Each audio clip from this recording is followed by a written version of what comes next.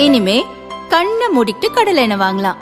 ஏன்னா மந்த்ரா கடலை எண்ணெய் இதயத்தின் தயாரிப்பு. வறுக்க பொரிக்க ஏன் எல்லா சமையலுக்கும் மந்த்ரா தான். மந்த்ரா கடலை எண்ணெய், அபார ருசி, ஆரோக்கியமான உடல் நலம்.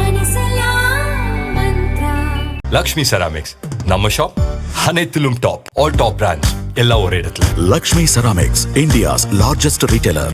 அதிமுகவுடன் கூட்டணி அமைத்து தேர்தலை சந்திக்கலாம் என தவிக தலைவர் விஜய்க்கு அக்கட்சி நிர்வாகிகள் நெருக்கடி கொடுப்பதாக தகவல் வெளியாகியுள்ளது. இதுகுறித்து தவிக நிர்வாகிகள் சிலர் கூறியதாவது: தவிக துவங்கிய போது இருந்த மவுசு இப்போது இல்லை. விஜயின் குடும்ப பிரச்சினை அரசியல் களத்தில் பெரும் தாக்கத்தை ஏற்படுத்துகிறது. அதோடு திமுக அதிமுகவின் பணபலத்துக்கும் ஈடு கொடுக்க முடியவில்லை. திமுகவுக்கு எதிரான ஓட்டுகளை பிரிக்கும் சக்தியாகவே விஜய் உள்ளார். அதனால்தான் விஜய் யாருடனும் கூட்டணி சேர்ந்துவிடக் கூடாது என திமுக கடுமையாக வேலை செய்கிறது. அதேபோல 2034 தொகுதிகளிலும் தனித்து களமிறங்க தவிகவில் தகுதியான வேட்பாளர்கள் இல்லை என்பதே கள யதார்த்தம்.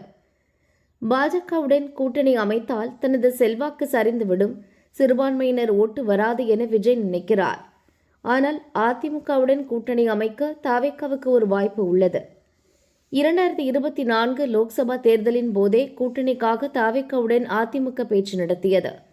ஆனால் தேர்தல் முடிந்ததும் அவசரமாக பாஜகவுடன் கூட்டணி அமைத்துவிட்டார் பழனிசாமி. களத்தில் இருக்கும் சூழல் குறித்து பொதுச் செயலர் ஆனந்த் வாயிலாக விஜய்க்கு தெரிவித்தோம். அப்போது அதிமுகவுடன் கூட்டணி என்பதில் விஜய்க்கு எந்த ஆட்சேபனையும் இல்லை. தொகுதி பங்கீடு, கூட்டணிக்கு தலைமை யார் என்பதில் இருவரும் கராராக இருப்பதால்தான் கூட்டணி கைகூடாமல் உள்ளது என ஆனந்த் கூறுகிறார். இருவரில் ஒருவர் இறங்கி வந்தால் அதிமுக தவிக கூட்டணி நிச்சயம் அமைந்துவிடும் என்றனர்.